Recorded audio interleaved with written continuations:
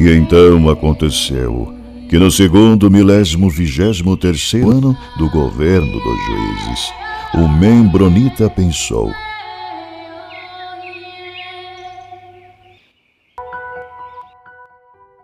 Saudações, membronitas! Eu sou o Ozzy e esse é o MembroPod, seu canal de podcast de estudo da história da Igreja de Jesus Cristo dos Santos dos Últimos Dias. Hoje a gente vai falar sobre um assunto um tanto interessante: os apóstolos mórmons que já foram excomungados. Pois é, não é uma coisa muito comum hoje em dia, mas já aconteceu bastante. Vamos dar uma olhadinha. Quem eram essas pessoas e por que eles foram excomungados da igreja? Isso aí é um assunto meio dramático, né? E também um tanto oculto aí da religião. Se a gente olhar bem, né, a liderança da igreja hoje é basicamente um grupo de homens idosos de terno escuro que, né, dão alguns discursos com aquela serenidade toda, né? E eles tentam transmitir aquela imagem de estabilidade, né? Tipo, é uma liderança de igreja bem estável, inabalável, unos, né? Eles estão sempre unidos em todos os propósitos e decisões. Será que é assim mesmo? A gente vê alguns atritos hoje em dia, pois é, eles são bem escondidos, mas eles existem. Mas antigamente, lá no início da igreja, nossa, esses atritos, essa desunião, instabilidade da liderança era bem evidente.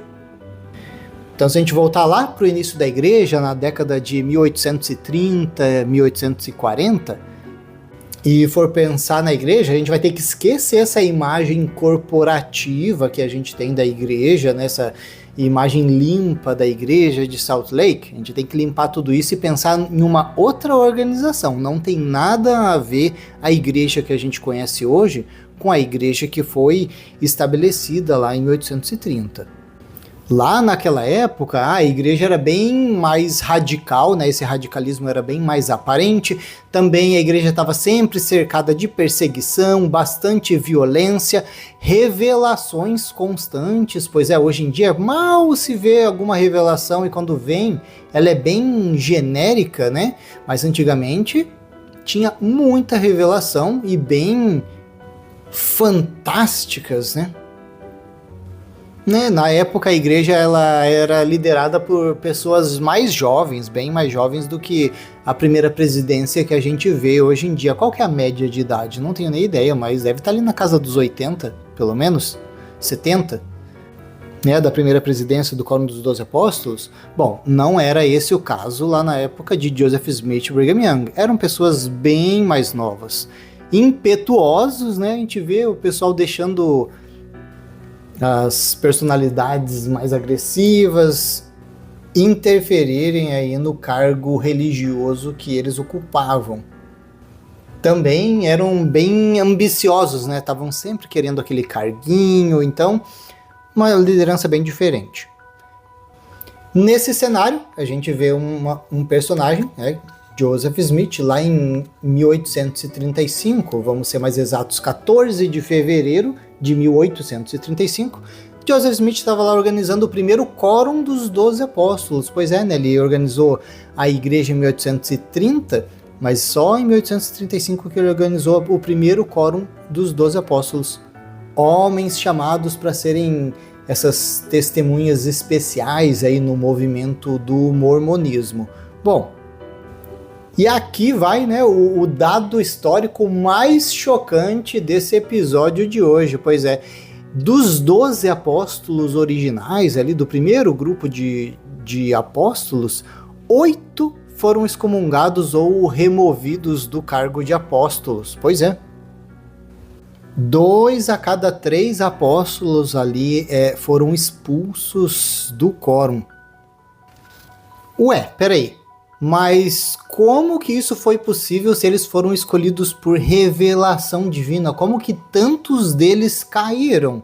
Pois é, hoje a gente vai dar alguns nomes, citar algumas fontes, né, apontar algumas datas, desvendar algumas conspirações de assassinato, olha só, né, o colapso de um banco, né, a introdução secreta da poligamia, alguns escândalos sexuais também, né, chocantes aí da história da igreja. Pois é, né, se prepara aí que a gente vai citar essa lista aí. Pois foram 8 excomungados só lá do primeiro quórum, do quórum original, mas ao todo foram 13, né? Então, na história da igreja, 13 apóstolos excomungados. Então, fora os 8 da igreja original, outros 5 foram excomungados. Vamos lá para a lista? John F. Boynton. Ele foi excomungado em 3 de setembro de 1837. O motivo foi rebelião e apostasia depois de um colapso financeiro ali do banco de Kirtland, né, o Kirtland Safety Society. A gente tem episódio sobre isso. Muita gente, né, não só membros, assim como a gente viu aqui, um membro do Quórum dos 12 Apóstolos revoltou com isso. Ele nunca retornou para a igreja, né, ele acabou se tornando um cientista e inventor de sucesso. O segundo aqui da lista é o Luke S. Johnson, 13 de abril de 1838, né? Um ano aí, 6 meses depois do primeiro ali, foi excomungado por dissidência, né? Dissidência é aqueles que resolvem sair da igreja, né? Se apostasiou e ele abriu uma oposição ativa ali contra Joseph Smith. Ele acabou retornando para a igreja lá em 1846, daí voltou lá para a igreja em Utah como um pioneiro. Pois é, ele tinha essa rivalidade com Joseph. Em 1846, Joseph não estava mais na pista, era Brigham Young, né? Então Luke S. Johnson voltou para a igreja. Na mesma data que o Luke Johnson foi excomungado, também foi excomungado o Lyman E. Johnson, 13 de abril de 1838, também dissidência e oposição ativa à liderança da igreja. Ele nunca retornou, né? Ele acabou morrendo afogado lá em 1856. O quarto apóstolo excomungado foi William E. McLellin, em 11 de maio de 1838. Aí, ó, no mesmo ano de 1838 já tinham 2 sido excomungados e agora, um mês depois, William McLellin, ele foi excomungado por apostasia ativa e envolvimento com milícias anti-mormons. Nunca retornou para a igreja, tentou até criar algumas religiões próprias lá no Missouri. O quinto da lista é o Thomas B. Marsh. A gente tem até um episódio específico sobre o Thomas B. Marsh, né, lá no dia 17 de março de 1839. Então aí, né, um ano depois daquela outra leva ali de excomungados, o Thomas B. Marsh foi excomungado por apostasia. Ele assinou uma queixa, né, ele assinou ali um documento oficial contra Joseph Smith lá no Missouri. Era aquela história, né, da igreja tá sendo perseguida e de repente ela vai e ataca e taca fogo e mata muita gente, né? Thomas B. Marsh ficou revoltado com essa situação e reportou para o governo, né? Ele acabou retornando para a igreja, né? Foi rebatizado lá em 1857, migrou para Utah também. O sexto da lista é o Orson Pratt.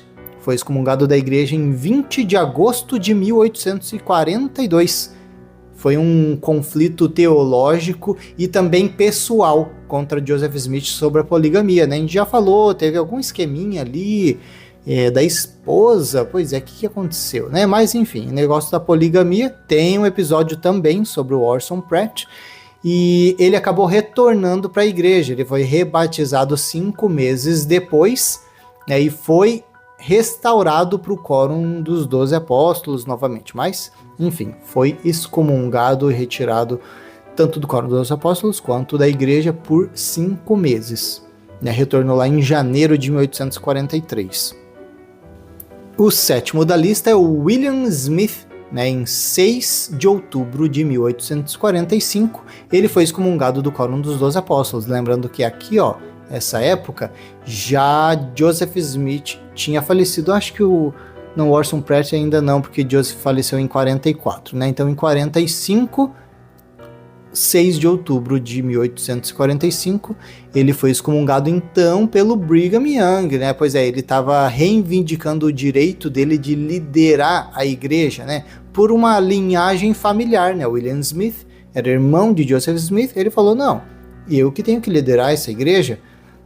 Brigham Young falou, não, tá excomungado, nunca retornou para a igreja, né? Ele era o irmão de Joseph. O 8º lugar é ocupado por John E. Page, né, em 27 de junho de 1846. Ele se recusou também a seguir Brigham Young. Ele fazia parte do Quórum dos 12 Apóstolos ali, já da época de Joseph, e não queria seguir Brigham não, né? Ele achou que ele tinha que apoiar um outro personagem, que era o James Strang. Então ele acabou sendo excomungado da igreja, saiu do Quórum dos 12 Apóstolos, nunca retornou. Também foi excomungado ali em 9º lugar, Lyman Wight, em 3 de dezembro de 1848. Outro revoltado aí com Brigham Young, né? Ele rejeitou essa autoridade que Brigham Young tinha tomado para si e levantou um outro grupo. Falou, não, a gente vai criar um outro grupo. Esse aí não é o grupo original, não. Criou um grupo, então, de mormonismo lá no Texas. Nunca retornou para essa outra ramificação aí, Brighamita. 10º apóstolo excomungado aconteceu 40 anos depois. Aí, ó, o Lyman Wight tinha sido em 1848, o próximo foi o Albert Carrington, em 7 de novembro de 1885, olha só, já passou um bom tempo. Mas o que aconteceu com o Carrington? Ele, pois é, foi excomungado do Quórum dos 12 Apóstolos por adultério. Pois é, adultério, fornicação, conduta lasciva com jovens da missão britânica. Eita! Ele até retornou para a igreja, né, foi rebatizado em 1887, né, então olha só, foi excomungado em 85, em 1887 ele voltou 2 anos depois, mas acabou falecendo logo em seguida. Voltou para a igreja, não para o Quórum dos 12. O 11º apóstolo excomungado foi o Moses Thatcher, né, em 22 de outubro de 1896. Então passou 10 anos, né, 11 anos do último que foi excomungado. 1896 o Moses Thatcher foi excomungado, foi removido da igreja, desassociado por algumas disputas políticas e por se recusar a assinar uma regra política da igreja. Olha só, quando a gente vê algum episódio anterior aí do Gordon B. Hinckley falando em rede nacional, a igreja não se envolve em política, nunca se envolveu em política? Pois é, um membro do Quórum dos 12 Apóstolos em 1896, olha só, exatamente 100 anos antes daquela fala de Gordon B. Hinckley. Para quem tá meio perdido, foi o nosso episódio sobre as entrevistas ali do Gordon B. Hinckley na TV aberta, né? Ele falou, não, a igreja nunca se envolveu em política. Pois é, a gente já teve um episódio que a gente falou aqui desse apóstolo que foi excomungado da igreja porque ele não quis assinar um acordo político. A igreja estava tomando um partido e ele resolveu que ele não ia seguir aquele partido, não. Ele se manteve até, né, como membro da igreja, mas perdeu o cargo dele de apóstolo. 15 anos depois, a gente teve o próximo apóstolo excomungado, né, o 12º a ser excomungado foi John W. Taylor. Ele realizou e incentivou alguns casamentos poligâmicos depois daquele manifesto do banimento de 1890. Olha só, né? A gente sabe, para quem assistiu os episódios sobre poligamia, que a poligamia não acabou em 1890 e não era nem intenção da igreja de acabar, não. Eles fizeram isso só para inglês ver, né? Eles fizeram um acordo com o governo só para dizer que fez. né, para tentar frear um pouco a perseguição do governo contra a Igreja Sud. Mas nunca foi intenção deles de realmente parar. Não foi só o John W. Taylor que esteve envolvido nisso, não. O próprio presidente da igreja, vários outros líderes da igreja de alto escalão continuaram fazendo casamento poligâmico ou participando, né, o seu próprio casamento dentro da poligamia até 1907 ou 1900 alguma coisa, tranquilamente, né? Só que o John W. Taylor foi um bode expiatório aqui e em 28 de março de 1911 foi expulso do Quórum dos 12 Apóstolos por estar fazendo casamento poligâmico ainda. Ele retornou para a igreja autorizou o batismo dele, mas não em vida. A igreja reassociou ele em 1965, através de um batismo vicário. Pois é, que estranho, né? E o último aqui da nossa lista foi 30 anos depois, 1943, Richard R. Lyman, em 12 de novembro de 1943. Ele violou a lei da castidade, acabou cometendo um adultério de longa data, não foi uma coisa, um deslize, como falou o Gordon B. Hinckley na TV, um deslize, não foi, foi um adultério de longa data que ele estava escondendo há muito tempo e tentou disfarçar isso como uma poligamia, uma poligamia, entre aspas, aceita pela igreja, mas enfim, não colou, ele acabou sendo excomungado da igreja, perdeu o cargo dele de membro do Quórum dos 12 Apóstolos. Bom, essa aí foi uma lida rápida da lista dos 13, integrantes. Olha aí, dá para fazer mais um novo Quórum dos 12 Apóstolos, só com esses que foram excomungados. Mas agora a gente vai entrar em alguns detalhes dessa história toda, Vamos começar lá pelo Kirtland Safety Society, A gente tinha visto que em 1837 Joseph Smith tinha tentado abrir aquele banco, em cima de muita sujeira, muita manipulação, e acabou pegando o dinheiro dos membros da igreja em cima de muita profecia, profecia de profeta, Deus tá mandando isso aqui acontecer, pega o dinheiro dos membros, o banco entra em falência e Joseph desaparece a galope, escondido. Não foi só uma falha dos homens, um erro dos homens, foi uma revelação de Deus dada pelo profeta, E isso que complicou mais as coisas. Quando mexe no bolso do membro da igreja, já dói um pouco, mas quando fala sobre revelação e tanta sujeirada, tanta coisa acontecendo, a desilusão foi enorme, Tanto que mexeu até com pessoas do alto escalão, Quórum dos 12 Apóstolos. Quando os apóstolos viram para isso, olharam para isso, essa ruína, o banco falindo, os membros todos falidos, iam passar maior dificuldade por causa daquilo, eles falaram, se Joseph fosse mesmo um profeta de verdade, Deus não teria deixado esse banco falir. Então foi aí que aquele John F. Boynton foi o primeiro a se rebelar abertamente. Ele acusou Joseph Smith de fraude financeira, então acabou sendo excomungado da igreja. Os outros dois, o Luke S. Johnson e o Lyman E. Johnson, que a gente comentou que eram os próximos a serem expulsos, foram expulsos inclusive na mesma data, 13 de abril de 1838. Eles eram irmãos, a gente acabou esquecendo de citar isso, pois eles eram irmãos dentro do Quórum dos 12 Apóstolos. Será que isso aconteceu novamente? Ter irmãos ou pai e filho ao mesmo tempo no Quórum dos 12 Apóstolos? Curiosidade. Além do Luke e do Lyman, também teve o Parley P. Pratt e o Orson Pratt. Eram dois irmãos e serviram ao mesmo tempo no Quórum dos 12 Apóstolos. Pai e filho, tô vendo aqui que teve sim, dentro do Quórum dos 12 Apóstolos, teve o John Henry Smith e o George Albert Smith. O John foi ordenado em 1880 e o filho dele, que era o George Albert Smith, em 1903. Eles serviram dentro do mesmo Quórum dos 12 por 6 anos e meio.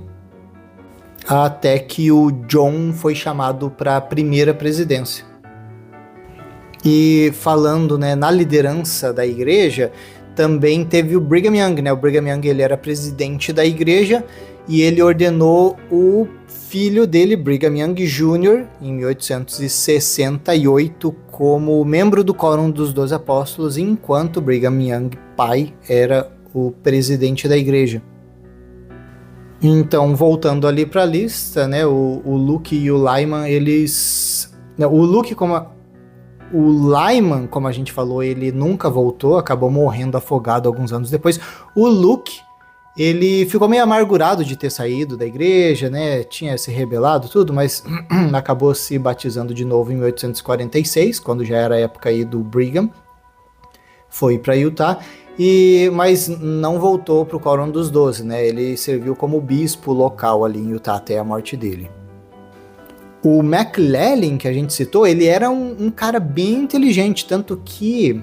Quer ver qual que é o nome daquele cara? O dos documentos forjados? Mark Hoffman, né? O Mark Hoffman, ele queria forjar alguns documentos, entre eles era a coletânea dos registros do William McLellin, né? Que ele queria forjar. Por quê? Quem era esse McLellin? Era um cara bem inteligente, né? Era uma das mentes intelectuais mais brilhantes ali do quórum original. Pois é, acabou perdendo a fé no profeta devido a essa questão aí do Kirtland, né? Do banco Kirtland Safety Society. Foi excomungado da igreja lá em 1838, por apostasia. Ele chegou até a se juntar em algumas daquelas milícias armadas que foram organizadas para perseguir os membros da igreja no Missouri. Pois é. Ele acabou tentando criar uma outra ramificação do mormonismo, acreditando ainda no livro de Mormon, mas rejeitando aquela autoridade de Joseph Smith Brigham Young, mas enfim, nunca deu muito certo. Bom, daí a gente migra para uma outra seção aqui da história, né? A gente já gravou um episódio sobre o Thomas B. Marsh, né? Ele era um apóstolo bem influente. E se a gente perguntar para qualquer membro da igreja, por que o Thomas B. Marsh foi expulso da igreja, né? Provavelmente vai citar o que é ensinado na escola dominical da igreja, que é aquela história cômica da nata do leite, que as mulheres deles brigaram por causa da nata do leite, né? E daí acabou que eles brigaram, se excomungaram, saíram da igreja, daí depois voltaram, né? Tem essa história que é contada. Enfim, a gente sabe, pelo nosso episódio, para quem perdeu, vai lá que vale a pena, o episódio sobre Thomas B. Marsh, a gente sabe que o buraco é bem mais embaixo, né? Ele viu toda a destruição que a igreja estava fazendo, aquilo ali não tinha cara de Deus, né? Tudo aquilo que eles estavam fazendo, matando gente, destruindo tudo, tacando fogo, não. E se desiludiu, falou, não, cara, isso aqui não tem nada a ver, não vou seguir isso aqui não, resolveu sair. Ele ficou revoltado com aquela organização de... tipo uma milícia da igreja, né? Que eram os danitas, e tudo que eles estavam fazendo. Fez aquele testemunho contra Joseph Smith, um testemunho oficial registrado lá no governo, tudo certinho, a denúncia dele, né? E daí a gente tem uma outra leva de apóstolos da igreja que foram excomungados por causa da sucessão, né? Aquele caos da sucessão depois que Joseph Smith faleceu. Muita gente não estava aceitando que Brigham Young fosse o sucessor. Então, nessa leva, o próprio irmão de Joseph foi excomungado da igreja, John Page, Lyman White. O Lyman White alegava até que o próprio Joseph Smith estava falando com ele para criar uma nova ramificação da igreja, né? Abandonando tudo aquilo e indo lá para o Texas. Vale lembrar aqui também, que não foi citado, Martin Harris, né? Que ele não fazia parte do Quórum dos 12 Apóstolos, mas aí, o caso de uma das 3 testemunhas do livro de Mormon, Martin Harris, que é uma das pessoas que assinou o livro de Mormon naquele juramento de que viu o anjo Moroni, as placas de ouro, acabou sendo excomungado em 1837, junto com aquela leva que se desiludiu pela crise financeira do banco Kirtland Safety Society. Acabou voltando para a igreja em 1870, quando já era bem idoso, né? Foi lá para Utah se juntar com os outros membros. E agora entrando aqui mais para o século XX, aquele escândalo, né, do Albert Carrington. Então, se antigamente o pessoal estava sendo expulso por questão de rebelião, né, ou essa luta de poder político dentro da igreja, eles pararam de focar nisso, né, isso parou de acontecer e focaram mais então na lei da castidade e escândalos morais.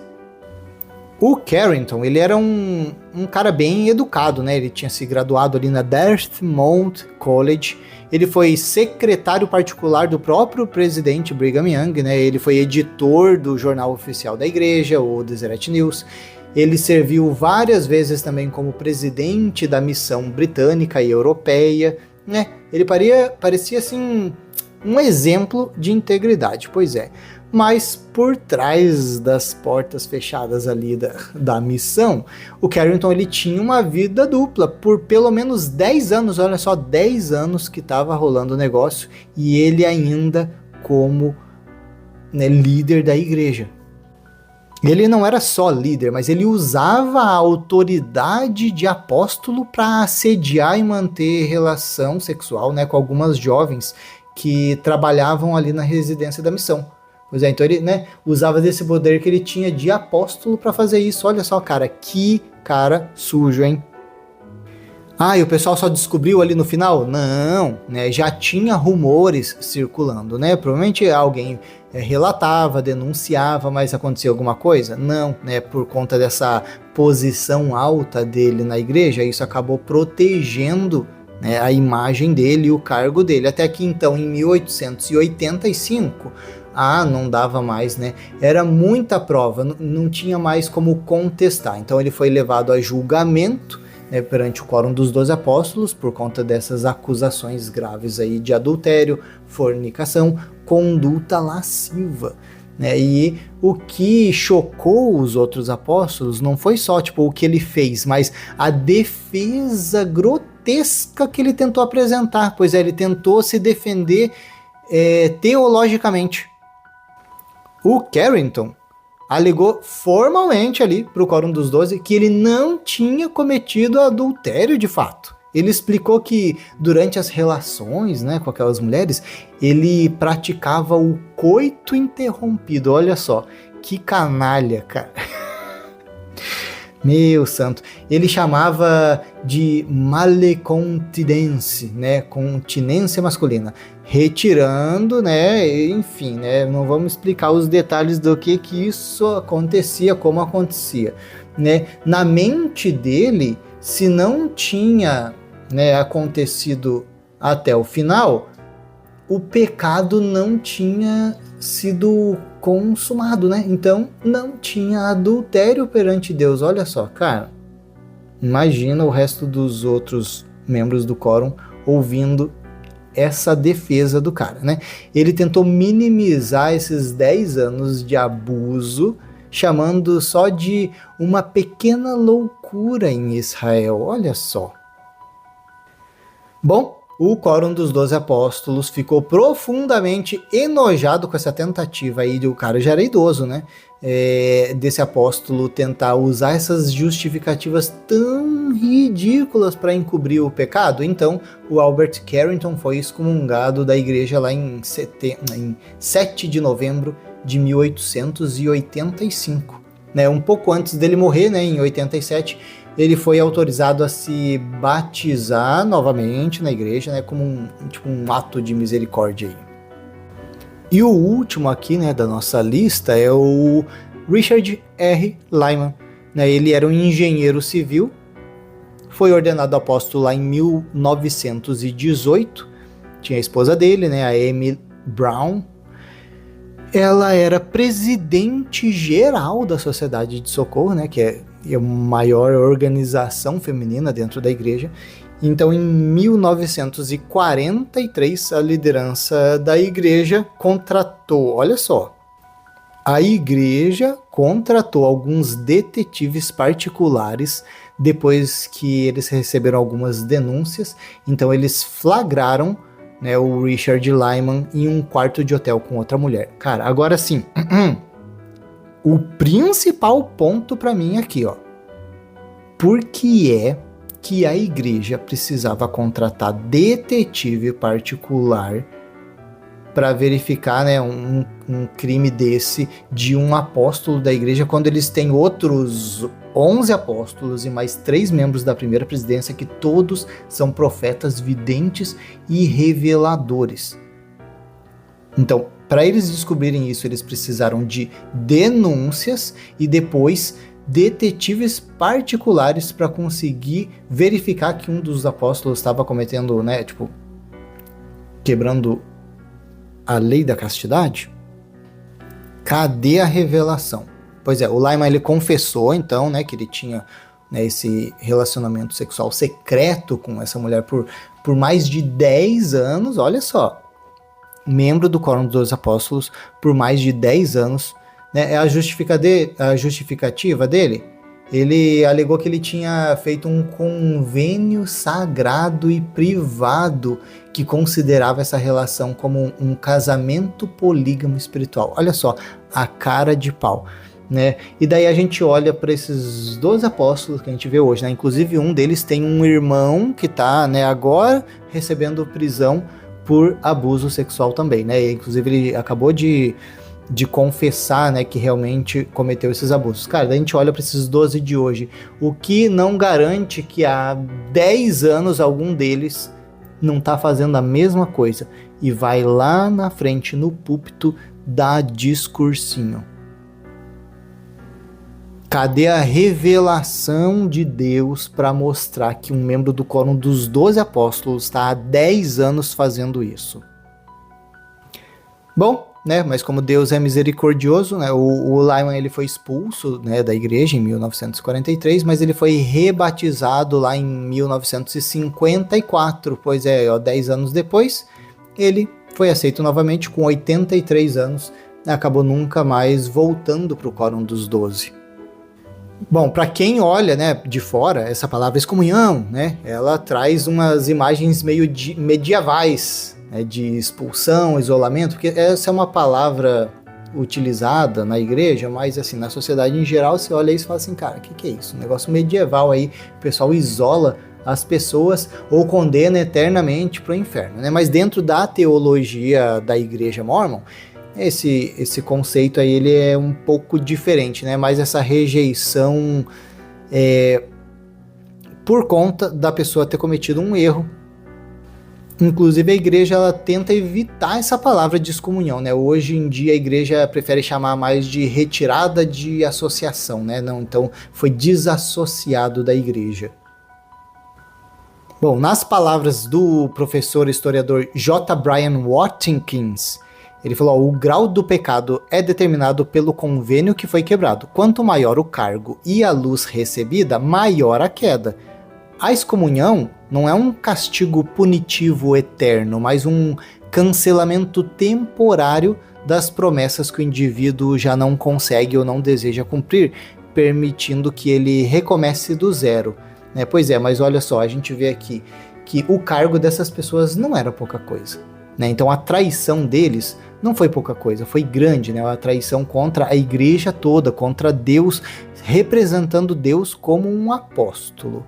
E daí o cara sai, né, por um erro tão grande como aí, ó, 10 anos, cara, são 10 anos, não foi uma vez que o cara quebrou a lei da castidade, se sentiu super mal e resolveu confessar e sair da igreja. Não, foi 10 anos cometendo esse erro e só saiu porque foi pego. E daí 2 anos depois já tá super arrependido, já tá tudo certo para voltar. Inclusive, né, anteriormente, 6 meses já tava voltando para a igreja. Bom, para os críticos da igreja, né, essas falhas, essas quedas aí desses apóstolos provam que esse movimento, na verdade, é só liderado por homens comuns, né, que estão, né, propensos a erros, né, como qualquer pessoa, erros graves de caráter também, né, ambição, luxúria. Para os membros da igreja, né, o fato da igreja ter tido coragem de cortar esses líderes influentes, mostra que ninguém está acima das leis de Deus e que o arrependimento, né, e o retorno subsequente, né, de alguns deles prova que, né, Deus é misericordioso, mas também é justo e tal. Bom, né, no final das contas, a história do Quórum dos 12 Apóstolos não é uma história aí de semideuses intocáveis como os membros da atualidade podem pensar, né? Já faz um bom tempo, né? Quando foi o último? Aí, ó, 1943, né? Já faz um bom tempo. Mas fica aí, né? O Quórum dos 12 Apóstolos não são semideuses intocáveis, né? São seres humanos normais, com fraquezas e pecados, só que às vezes fica um pouco mais escondidinho. E também, às vezes, dependendo ali do círculo de influência, fica um pouco mais difícil de derrubar a pessoa também, pois é. Bom, a gente vai ficando por aqui com esse episódio e até a próxima.